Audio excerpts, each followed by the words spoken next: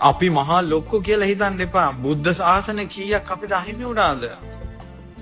අහිමි වෙලා මේ බුද්ධ ශාසනයේ අවසාන යුගයේ පින්වත්නි මේ ඉන්නේ අපි.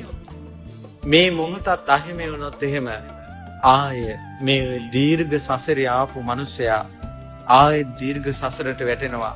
නිරේ යන්ට වෙයි, പ്രേත ලෝකේ යන්ට වෙයි, තිරිසන් ලෝකේ යන්ට වෙයි. අඬා වැළපි යන්ට වෙයි. තමන්ගේ ඇස් ඉදිරිපිට දරුවෝ මැරෙයි, ස්වාමියා මැරෙයි, බිරිඳ මැරෙයි. ඉන්ට තැනක් නැතුව අහිකුන්ටකෝ වගේ තැනින් තැනට යන්න වෙයි. මිනිස්සු හදිහුණියම් කරනවා මිනිස්සුන්ට ඉන්න බැරි වෙන්න.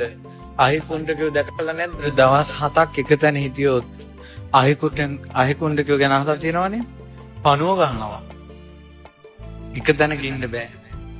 නගරෙන් නගරයට ගමින් ගමට යන්න වෙනවා.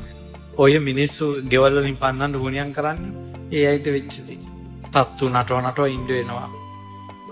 සසර හඬා වැළපි ඉන්න වෙනවා. රෝග ව්‍යසන වලින් දුක් විඳ ඉන්න වෙනවා. මේ සසර දීර්ඝ සසරේ සත්වයාට උරුම වෙච්ච දේ. මේ සසරේ අපි කොච්චර දුක් විඳගෙන ආවද කියනවනම් මව් නොවිච්ච කෙනෙක් නෑ. පියා නොවිච්ච කෙනෙක් නෑ. ඊළඟට අම්මා මැරිලා අඬලා ඒ වැටෙන කඳුළු ටික එකතු කළොත් සතර මහා සාගරයේ ජලයට වැඩි. තාත්තා මැරෙනකොට අඬපු කඳුළු ටික එකතු කළොත් සතර මහා සාගරයේ ජලයට වැඩි.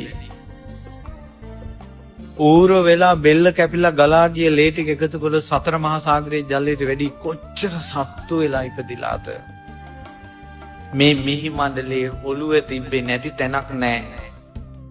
අහසේ පියාසර නොකරපු තැනක් නැහැ. ඔච්චර දීර්ඝ සංසාරයක්ද? පින්වතුනි, මෛත්‍රී බුද්ධ ශාසනයේ පිහිට ලබන අය දැන් දිව්‍ය ලෝකවලට ගිහිල්ලා ඉවරයි. දැන් බේරෙන එක්කෙනා දෙන්නා තමයි ආයෙ එකතු වෙන්නේ. මෙතනින් වැටෙනවාමයි. අම්මයි තාත්තට වැඩිය ෆෝන් එක ලොකු වුණා නම් ඉදිරියට යනකොට අම්මයි තාත්තයි තඹ දොයිතුකට ගණන් ගන්නෑ. දැම්ම තියෙනවනේ. පුංචි කාලේ ඉඳලා කිරි පොවල හදලා වඩලා දෙමව්පියෝ ඒ දෙමව්පියන්ටම බොරු කියලා ෆෝන් නැර එක එකාට මැසේජ් කර ආඩම් කරනවා කියලා තමන් වදපු අම්මට බොරු කරලා පියාට බොරු කරලා ඒ වංචාවේ පාපේ කරගහගෙන හොරෙන් පැනලා ගිහිල්ලා විඳවනවා. පේජ් එකත් ෆලෝ කරලා අපිත් එක්ක එකතු වෙන්න.